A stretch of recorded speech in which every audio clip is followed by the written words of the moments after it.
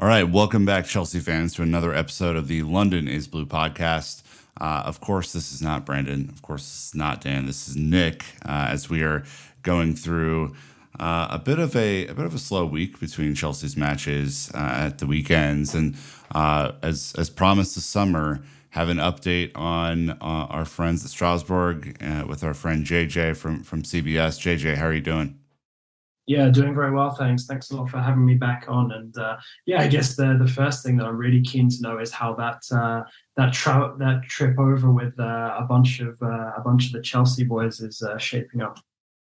Yeah, it's an interesting time. The summer was pretty crazy, as you might imagine, and it's not manifested itself in the start of the season that we would have hoped so far, but only 13% gone. So, look, today we're going to be talking about all of the updates at Strasbourg, essentially what's happened in the offseason, how the start of the season's gone. We'll take a quick look at Angelo's performance and results so far, and then wrap. But if you are interested in learning more about Strasbourg, if you're looking for a little bit of history, I would recommend that you go back to our June episode with JJ, where we did a little bit of a preamble and then talked about the ins and outs of the club. Obviously, this is a new relationship for Blueco, and so it's something that we're all kind of learning and growing with. So if you're looking for more of the deep dive on who Strasbourg are and what kind of makes them tick, the June episode is great. We'll link that in the show notes. But JJ, to dive right in, obviously there's been a lot that's happened over the summer at Strasbourg.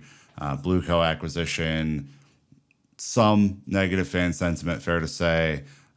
Just talk us through the start of the season. How is fan sentiment around the club, and how do you think that the off season went for them with all this new kind of world that they've entered into?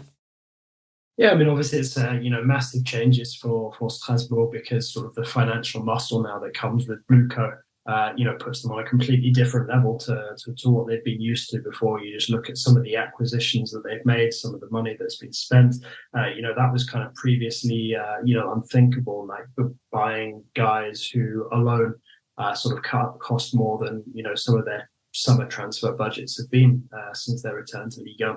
So yeah, it's been a question of sort of adapting to those changes, sort of trying to win over some of the guys who were looking to leave, in terms of what the project could be, what could turn into for them if they stayed on. Obviously, we know that Jiku didn't, ended up leaving, and the same situation was basically going to happen with Jean-Ric Bellegarde as well. He's now also made the move. But in terms of sort of what the start of the season has been like, and sort of the start to life under Patrick Vieira has been like, it's been a bit up and down. Strasbourg's form has been a bit patchy. They started with like 2 wins from 3, which is pretty decent. There have been a couple of losses where they've been sort of well beaten, both Monaco and Nice, but sort of the draw against Montpellier, I think that's sort of more sort of in line with Strasbourg leveling out, and perhaps what we can sort of expect from them. I think based on last season and the relegation battle that they had, some sort of like mid-table security, sort of with a view to potentially moving into sort of like the top half of the table, because don't forget it's now an 18-team Ligue 1, so sort of top half of the table is the top 9, and I think that will ultimately be the aim. Vieira's come back to France, obviously had a bit of a patchy record with Nice in his last spell in his home country. Comes back sort of having won a lot of credit for what he tried to do with Crystal Palace, but equally sort of big questions about sort of where he goes next. So he was an interesting fit with Blueco in terms of developing the project. But a more difficult one, I would say, to Antonetti, who he succeeded. So really it's just been a question of sort of bedding in some of these new players, and sort of trying to find some sort of consistency on the pitch. So like I said, it's been a bit of a mixed bag at the moment, but perhaps we're starting to see Strasbourg level out. I'd say the one thing that many people are sort of quite happy about so far this season, whether you relate that to Bluco or not, is the fact that Strasbourg's early home form is pretty decent. 2 wins and a draw from 3 games. That's something that was certainly missing the last couple of years, certainly last season. Really making Alsace a difficult place for teams to go. And I think that will certainly be something that Vieira is very keen to drum into the players, because traditionally speaking, Strasbourg, although they travel quite well in terms of fan backing and everything like that, their form on the road is normally less formidable than it is at home. Covered a lot there. Obviously, we'll dive deeper into some of the results that have happened to date after we do kind of the preamble from the summer here. So, given the acquisition, do you feel like fan sentiment has changed at all since summer, or is it still kind of where it was?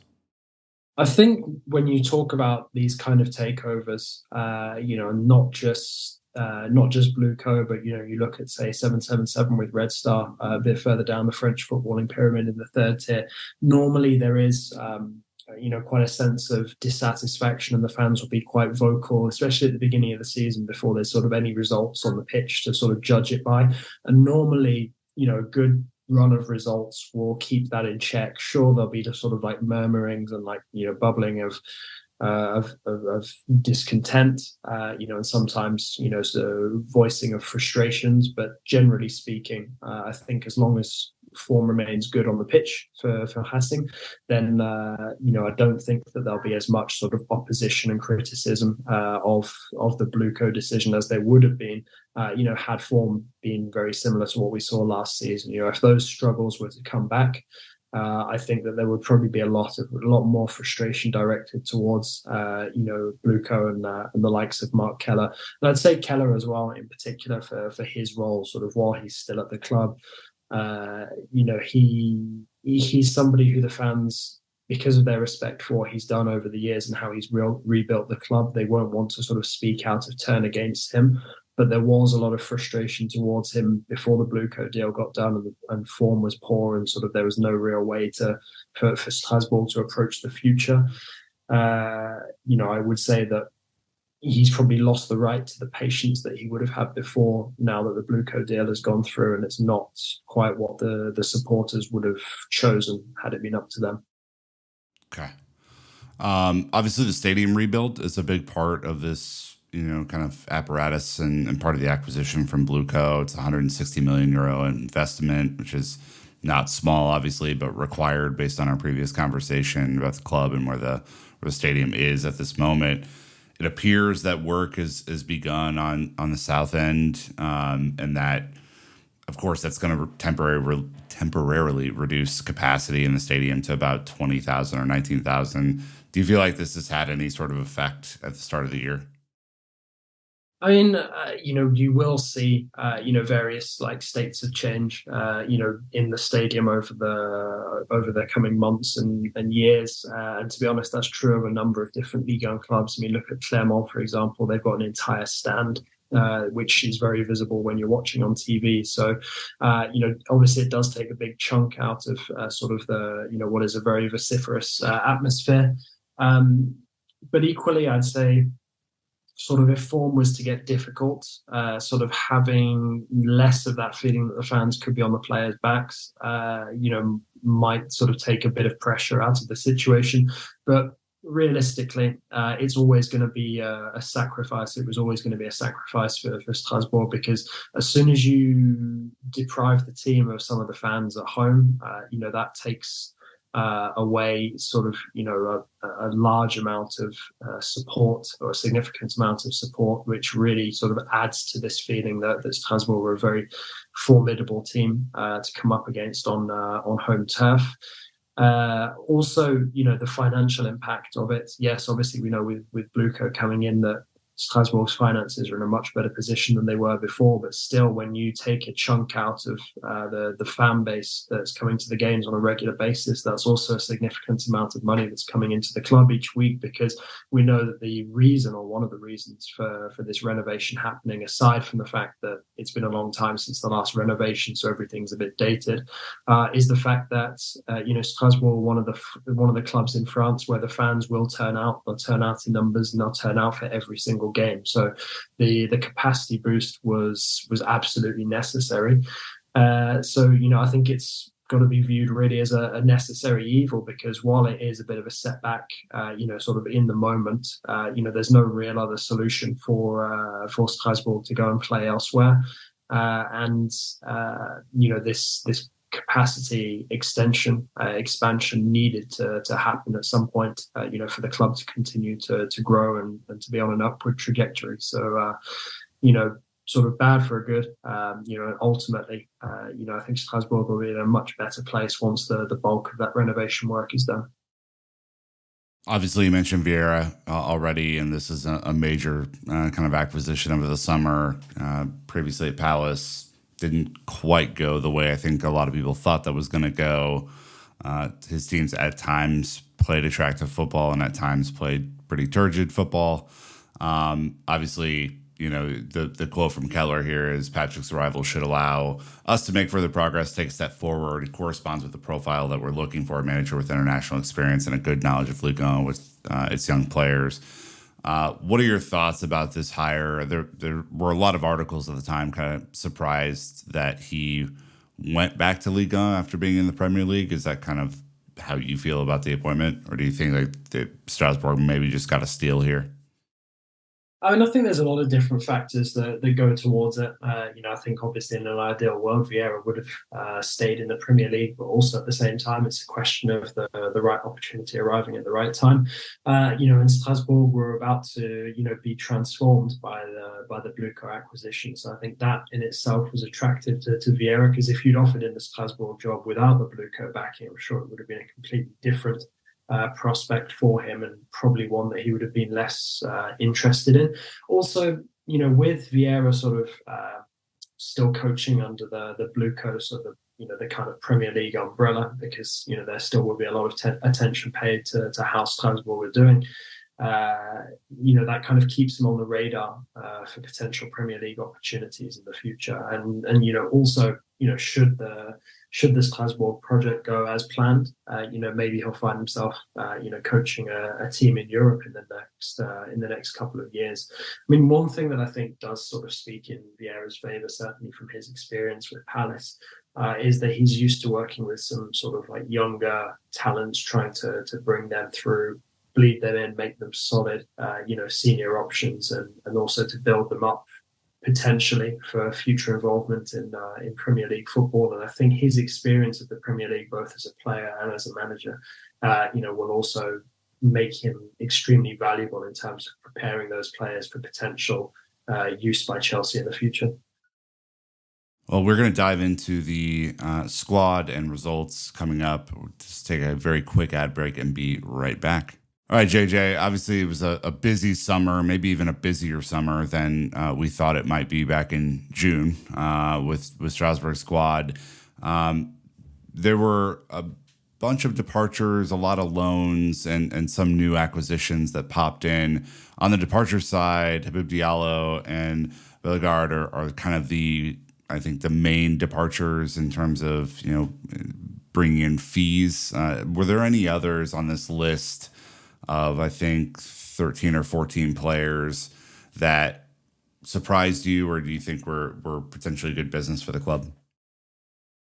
I mean, one that did surprise me, we've already mentioned it, is Bellegarde going to Wolves. Sort of no disrespect to Wolves, but I sort of had Bellegarde pegged to potentially go elsewhere, but obviously it's something that came together at the very end of the transfer window.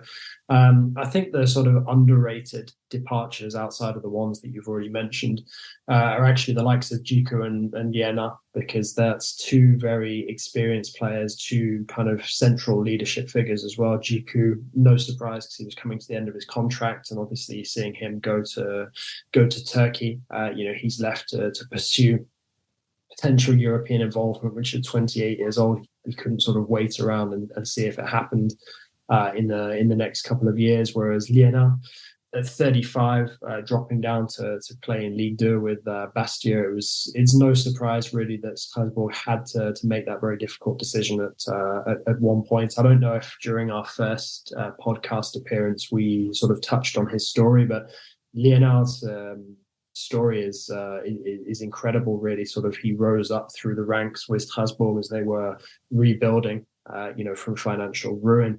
Relatively, sort of locally born, sort of in that sort of eastern region of France.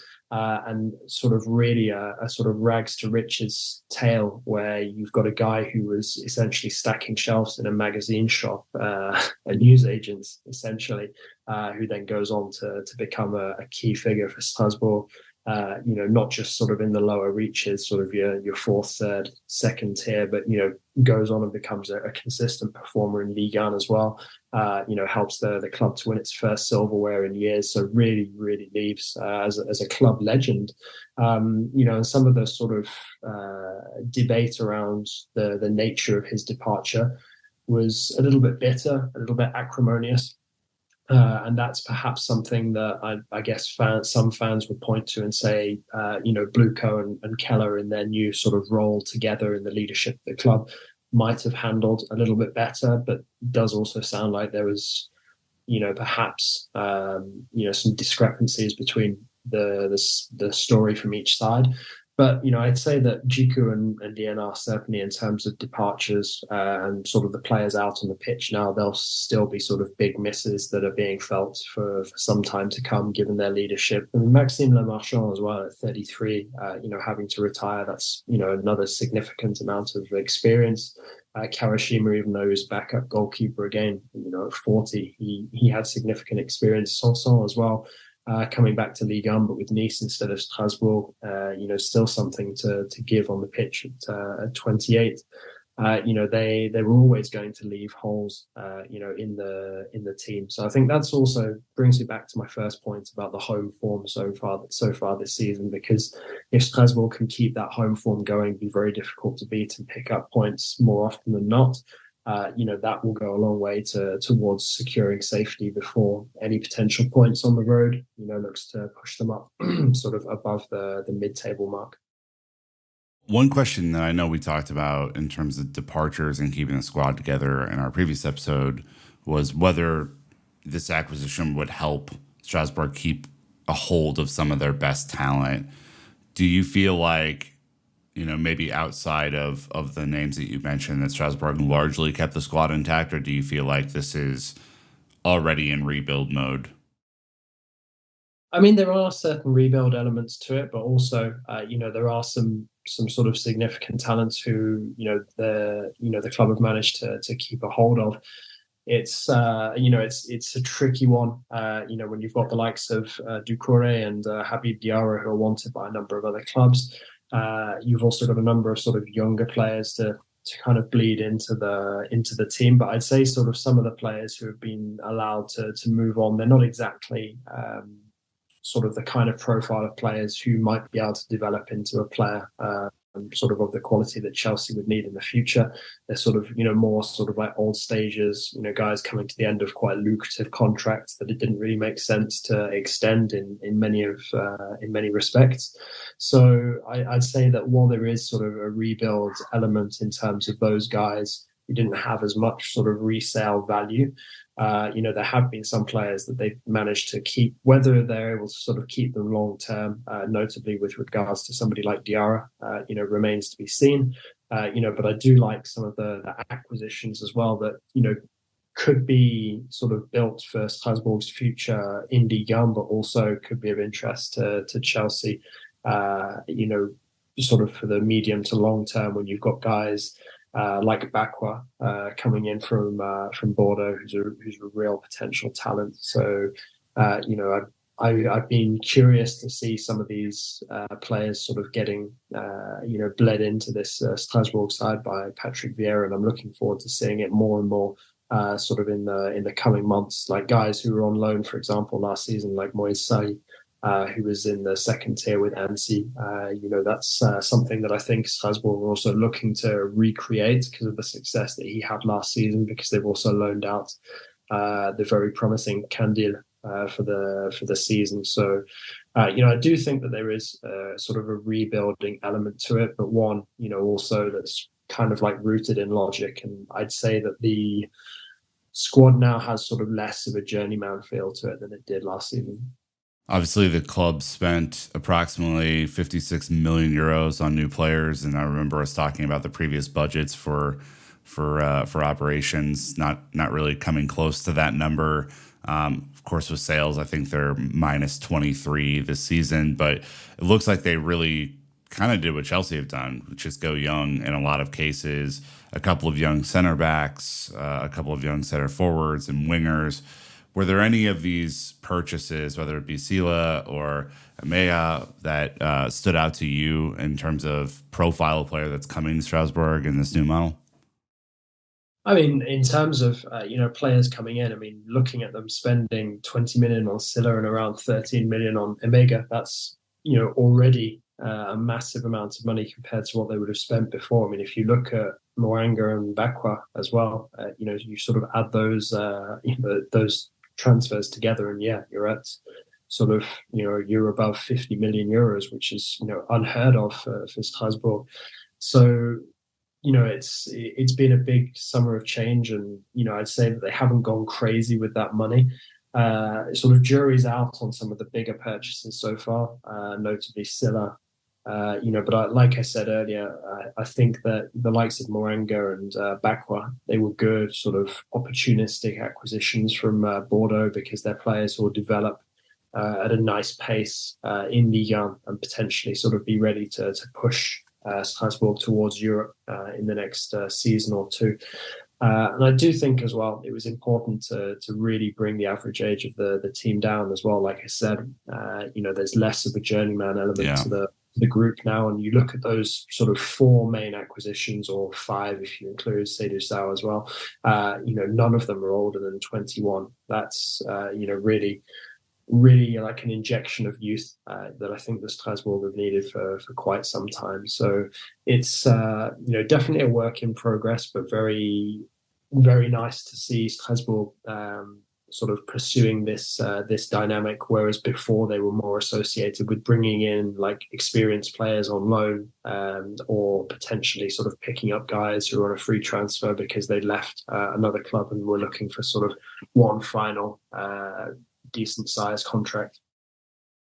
One final ad break, and we will be right back to talk about the season and results. All right, you've mentioned some of the results so far this season, JJ, so I won't retread that territory. The team does have 7 points. They sit in 10th on those 7 points with 2 wins, a draw, and 2 losses after 5 matches. Played a midseason friendly as well, which was interesting. Good news, they're 2 points off of the top 4 if they really wanted to push.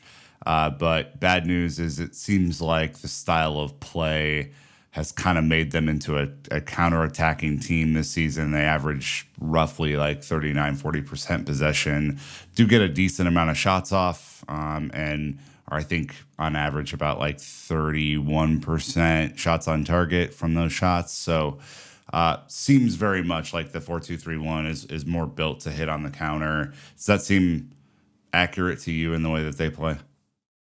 I mean, I think my main observation so far would be that Strasbourg have had, what on paper looked like a really challenging start to the season. And that's not to say that it actually wasn't challenging in reality. Obviously, we know that Lyon have massive problems now. So it's, not that much of a surprise that Strasbourg beat them very early on in the season. Monaco, also sort of leading the way at the top of Ligue 1 at the moment. So no surprise either that, they were able to inflict a fairly heavy defeat on Strasbourg. But I think while Strasbourg were finding their feet and their rhythm, it's no surprise to see that Vieira's gone for something that's very solid, sort of difficult to break down, even if it's not maybe the most imaginative and sort of the best way to get the maximum out of the attacking talents. I do think it will change. And I think sort of the reason why the overall statistics are maybe a little underwhelming at the moment is probably because there's been, at least sort of 2, very tricky games so far. That was both of the losses, Monaco and Nice, which shows that, there is room for improvement for this Strasbourg side. But as we've established, Vieira is still bedding in a lot of new names and sort of working on that team chemistry. And that doesn't come together overnight. Even PSG, who, are by far and away the best team in Ligue 1, they're having sort of chemistry issues at the beginning of this season because of the amount of players that they've changed. So, I wouldn't read sort of too much into that, certainly not in terms of being pessimistic. And sort of like I said at the beginning, the best thing to judge Strasbourg by so far is their home form. And 2 wins and a draw, it's pretty good going so far. Okay, they'll be disappointed with the way things went against Montpellier, especially after a slow start, and then sort of getting a bit fortunate later on with, especially with the first goal. That I think it was an acrobatic effort from Delaine. The overhead kick, yeah, it went in off the goalkeeper's back. So sometimes you get that kind of luck, and like I said, as long as Strasbourg can sort of aim or try as best they can to avoid defeat as many times as possible on home turf, they should be all right. Where I sort of predict to have them sort of towards the business end of the season would be like mid-table, perhaps with the opportunity to push towards the European places. And for the moment, they're sort of on course with that. But at some point, I do think that they will have to sort of address their road form. But I only think that will really happen, once Vieira has got a strong idea of what he thinks will be his strongest 11 and preferred style. And those players have really sort of bedded in and managed to gel with each other a bit better than they have so far. Yeah, I mean, looking ahead to their next 8 matches, that's essentially gets us to the end of November with the international break mixed in there. Are there any opportunities for them to pick up points? And, kind of where do you think that they will kind of be at the end of November, kind of heading into the festive time of the year? Yeah, I mean, it's really interesting looking at these upcoming fixtures because Metz, it's, quite a regional rivalry. Yeah. So one's going to be quite tricky. Really want to try and avoid defeat there to, sort of keep morale high or at least not damage it. But, some of their home games offer some really interesting opportunities to pick up points. Lens had an awful start to the season. So, Strasbourg should be looking at, potentially getting maximum points from that. Same with Nantes at home. Same with Clermont at home, who I think, one of the teams with the worst records in Ligue 1 at the moment, along with Lyon and Lens. Some of the tougher ones, unexpected. I mean, sort of PSG away, yeah, that's a given. But Brest, who are in, fantastic form, that away in November could get tricky. Rennes away is never easy for anyone, even if you're one of the bigger teams in the league. And funnily enough, I'm actually quite confident about Strasbourg's chances at home against Marseille, sort of as we're recording this. So on the Tuesday, you've got, stuff going down with Marseille where Marcelino looks like he's going to resign as coach. You've potentially got the president, Longoria, as well, maybe stepping aside. So if Marseille are sort of still in flux by the end of November, it could be a good opportunity to play them because, sort of when drama really sets in at Marseille, it can be very difficult for them to turn things around, and that could be a really good opportunity for Strasbourg, especially going into that match at home. Final note, because we know you have to get going to the rest of your busy day here. Would be remiss if we didn't touch on a Chelsea player in the Strasbourg squad, and that's Angelo. Obviously has seen more sub appearances than 90s, but did play 90 against Montpellier. Made the Ligue 1 team of the week, which was great to see. What were your thoughts, or what are your thoughts so far on his play and just where he might go this season? Knowing that he's on loan, there are a bunch of other young players there. Yeah, I mean, really interesting to see him make quite a promising start, especially with that man of the match appearance, and I think he will grow into it. I was always going to be curious to see the first player that Chelsea really actively sent to Strasbourg. I mean, at the time that we spoke, just after the Blueco deal got done, I actually personally thought that Datra Fofana was sort of the no-brainer that could have been, sent over. But it turns out that it's actually Angelo who ends up coming in, and I think he's shown that he's certainly got. A lot of potential, a lot of talent. And you can see why immediately, Chelsea have moved to bring him in. And I do think that, Ligue 1 is a good developmental spot for him because as you've seen from sort of the first couple of games, he was never going to be able to sort of hit the ground running with Strasbourg, but equally to be able to sort of pick up a man of the match award, having not really started any games up until, Montpellier. getting that sort of feel for it. I think that's the best sort of way to break him in. So I'm expecting him to sort of develop on that, hopefully start to, contribute a little more directly in the future. But certainly sort of the first couple of signs, have been very promising. And now that he does have that first 90 under his belt, it wouldn't surprise me if he becomes sort of a regular starter for Vieira in the coming months.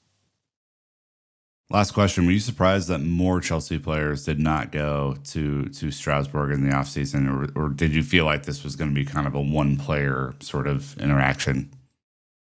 No, I didn't necessarily feel like it would only be a one-player deal. I was confident that Hugo Chuk would probably be loaned back to Strasbourg. Obviously, that didn't come to fruition. My understanding was that talks were fairly advanced for that to potentially happen, and then ultimately Pochettino felt like he was kind of pretty much ready for potential senior involvement.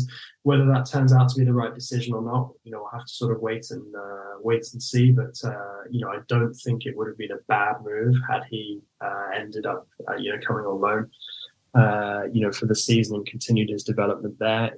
You could argue it might have been a step down sort of in immediate terms from Rennes, who are sort of one of the better teams in the league and normally challenging for European qualification.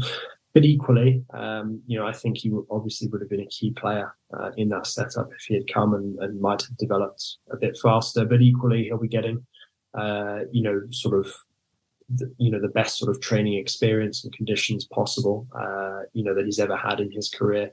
Now that he's training alongside some of the biggest names in the game, sort of day in, day out. So fingers crossed that his sort of situation, continues to develop positively despite not making that loan move. But again, it's the kind of thing where, because there's been so much activity both on Chelsea's side and Strasbourg's side, it wouldn't surprise me if they maybe revisit the situation in January, and then we probably see one or two players make the jump for the loan move for the second half of the season. Well, JJ, obviously we covered a lot here in 30 minutes. Really appreciate your time and your expertise on all things French football, and especially what's happening over at Strasbourg. Where can the people find you outside of this podcast for your analysis? Oh, thanks a lot for having me on, as always. Pleasure, and I look forward to the next catch up. Best place to find my work and sort of anything Liga related is on Twitter or X, however you want to call it. So JON_Legosit. And yeah, that's sort of where you'll find me chatting all things French football and otherwise. We will link to his most recent article about stats that have undermined Chelsea at the start of the season. A fun article. I'm just disappointed you didn't get me previewing the Villa victory against Chelsea at the weekend. I know I've jinxed it now, but obviously being a Villa fan, I'm quite confident about our chances against the Blues when we come up against you.